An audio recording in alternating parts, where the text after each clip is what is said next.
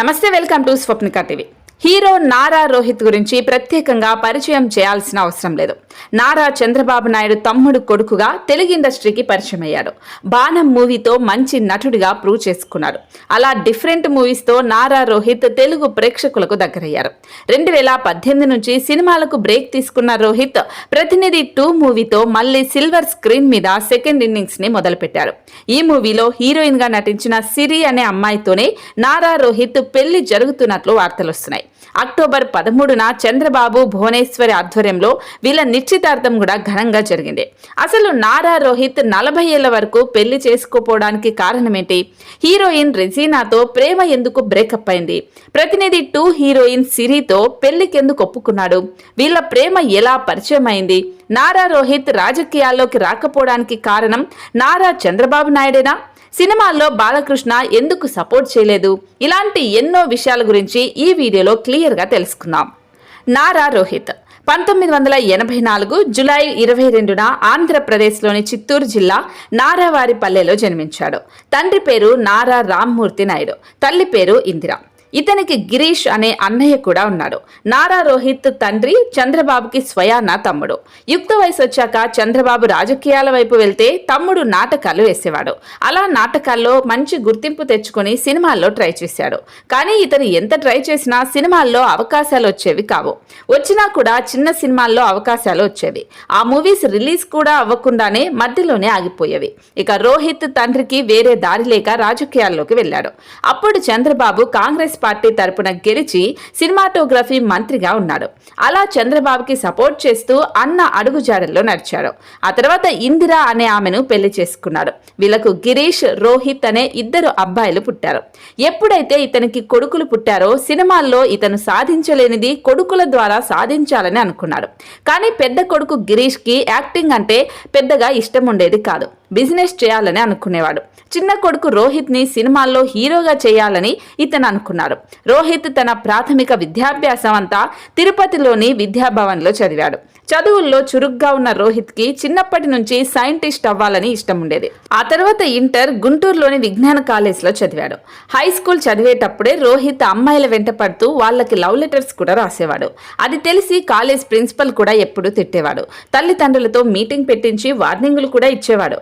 రోహిత్ ని ఇలాగే వదిలేస్తే నాశనం అవుతాడని ఇంటర్ తర్వాత చెన్నైలోని అన్నా యూనివర్సిటీలో ఇంజనీరింగ్ కి చేర్పించారు.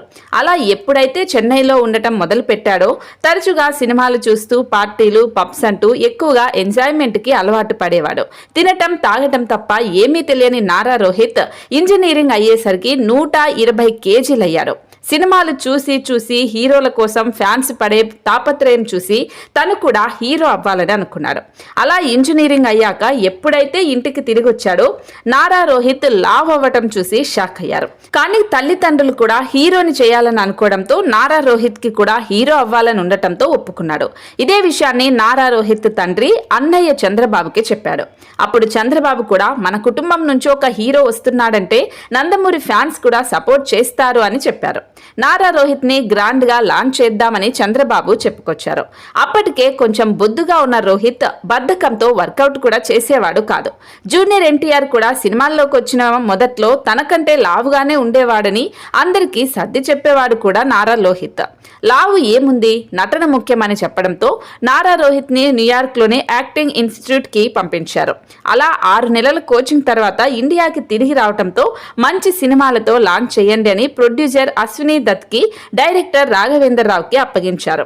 అశ్విని దత్ ఒప్పుకున్నా రాఘవేంద్ర రావు మాత్రం బిజీగా ఉండటం, రాఘవేంద్ర రావు చెప్పిన కథ నారా రోహిత్ కి నచ్చకపోవడంతో ఆ ప్రాజెక్టు ఆగిపోయింది.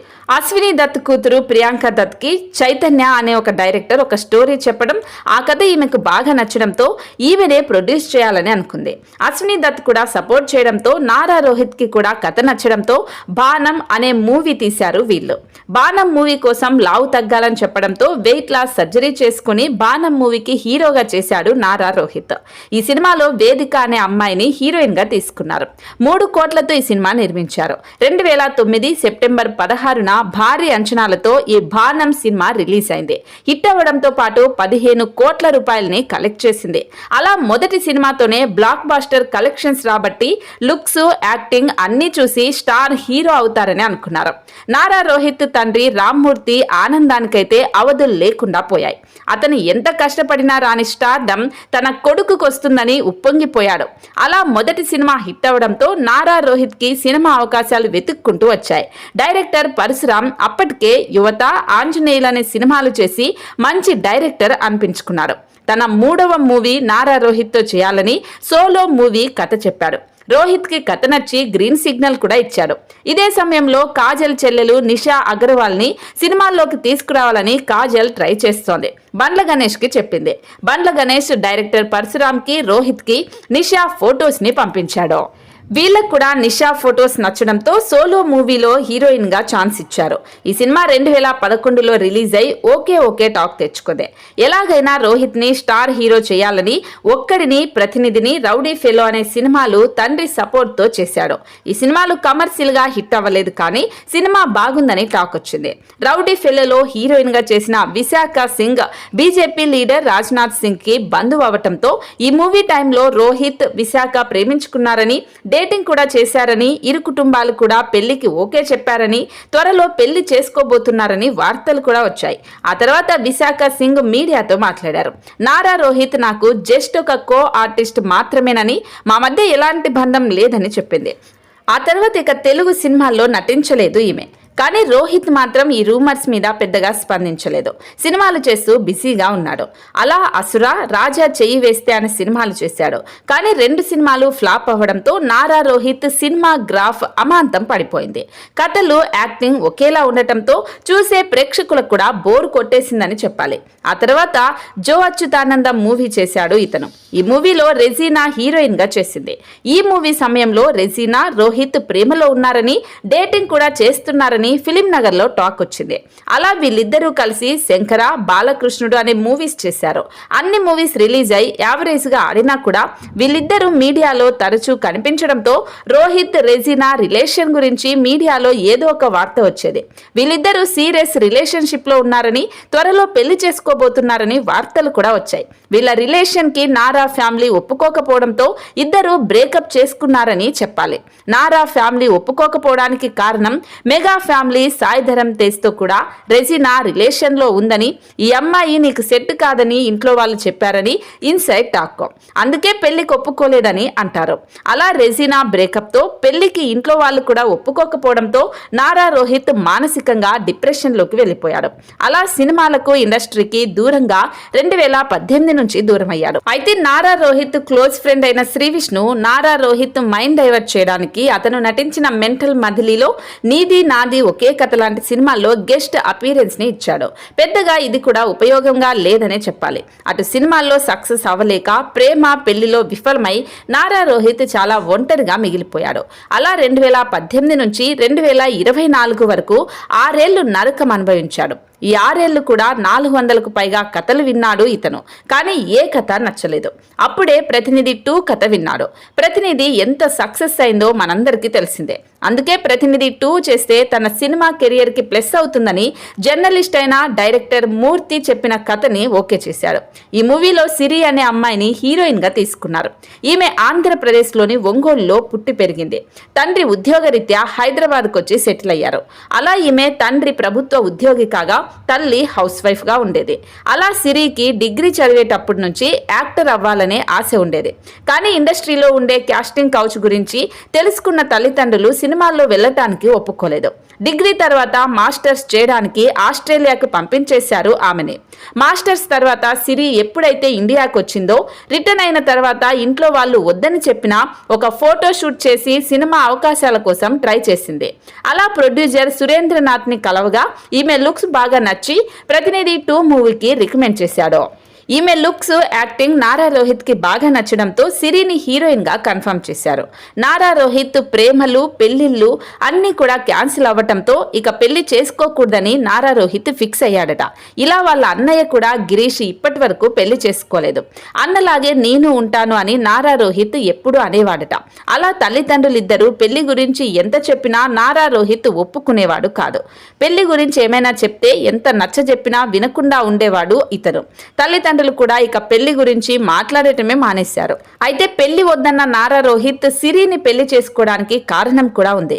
సిరి సినిమాల్లో నటించడం ఇష్టం లేని తల్లిదండ్రులు సిరికి పెళ్లి చేయాలని సంబంధాలు చూస్తున్నారని సిరి నారా రోహిత్ కి చెప్పింది. నారా రోహిత్ కి కూడా సినిమాల్లో నటించని అమ్మాయే కావాలి, అప్పుడే ఇంట్లో వాళ్ళు కూడా పెళ్లికి ఒప్పుకుంటారు. కానీ నా సినిమా జీవితం తెలిసిన అమ్మాయి ఉండాలి అని నారా రోహిత్ అనుకున్నాడు. కరెక్ట్ గా సిరి అదే క్వాలిటీస్ తో కనిపించింది. ఇంట్లో వాళ్ళు కూడా ఆమె నటించడానికి ఇష్టపడట్లేదు. మా ఇంట్లో కూడా అదే కావాలి. అమ్మాయి సాంప్రదాయంగా కుటుంబం నుంచి వచ్చింది, బాగుంది, కలిసి నటించాం, ఆమె క్యారెక్టర్ ఏంటో తెలుసు అని లెక్కలు వేసుకున్నాడు నారా రోహిత్. ఇక వెంటనే సిరికి పెళ్లి ప్రపోజల్ చేశాడు. సిరి కూడా ముక్కు ముఖం తెలియని వాడిని చేసుకోవడం కన్నా తెలిసిన వాడు నన్ను ప్రేమించేవాడైతే బాగుంటుందని పెళ్లికి ఒప్పుకుంది. ఇదే విషయాన్ని ఇరు కుటుంబాలకు చెప్పింది. వాళ్ళు కూడా ఎలాంటి అభ్యంతరం చెప్పకుండా పెళ్లికి ఒప్పుకొని నిశ్చితార్థం నోవాటెల్ హోటల్లో చేశారు. నారా రోహిత్ మనసు మారకముందే పెళ్లి చేసేయాలని తల్లిదండ్రులు వెంటనే నిశ్చితార్థం కూడా చేసేశారు. చంద్రబాబుకి నారా రోహిత్ అంటే చాలా ఇష్టం. చిన్నప్పుడు మా పెద్దనాన్న చేతుల మీదుగానే పెరిగాను అని నేను ప్రతినిధి టు ఇంటర్వ్యూ చేసినప్పుడు స్వయంగా నారా రోహిత్ నాతో చెప్పాడు. చంద్రబాబు కూడా నారా ఫ్యామిలీలో తమ్ముడు కుటుంబంలో ఇద్దరు కొడుకులు పెళ్లి చేసుకోలేదని ఎప్పుడు బాధ ఉండేదట. ఇప్పుడు ఆ బాధ నారా రోహిత్ పెళ్లితో పోతుందనే చెప్పాలి. చంద్రబాబు, భువనేశ్వరి ఇద్దరూ కలిసి దగ్గరుండి నారా రోహిత్ పెళ్లి చేయబోతున్నారని నిశ్చితార్థం రోజే తెలిసిపోయింది. బాలకృష్ణ విషయానికొస్తే మొదట్లో నారా రోహిత్ కి సపోర్ట్ చేశాడు. కానీ నారా రోహిత్ సినిమాల మీద శ్రద్ధ లేకుండా హీరోయిన్స్ తో ప్రేమలు, బ్రేకప్స్ చేసుకునేవాడు. లావు తగ్గమంటే నాకు బద్ధకమని బాలకృష్ణకే డైరెక్ట్ గా చెప్పేశాడు. ఇక బాలకృష్ణ కూడా విసిగిపోయాడు. ఇక చెప్పడం ఎందుకు అని సైలెంట్ అయ్యాడు అని సన్నిహితులు అంటున్నారు. అయితే నారా రోహిత్ కి 40 ఏళ్లు కాగా సిరికి 28 ఏళ్లు. అయినా ప్రేమకు వయసుతో సంబంధం లేదు అంటారు కనుక వీళ్ళు పెళ్లి చేసుకుని సంతోషంగా ఉండాలని మనం కూడా కోరుకుందాం. మరి ఈ వీడియో చూశాక నారా రోహిత్ మీద మీ అభిప్రాయాన్ని కామెంట్ చేయండి. అలాగే ప్రతినిధి 2 సినిమా చూసిన వాళ్ళు ఉంటే వాళ్ళు కూడా కామెంట్ చేయండి. చంద్రబాబు అభిమానులు, నారా ఫ్యామిలీ అభిమానులు ఉంటే కూడా కామెంట్ చేయండి. జై బాలయ్య అని కామెంట్ చేయడం మాత్రం అస్సలు మర్చిపోకండి. జై హింద్, జై భారత్.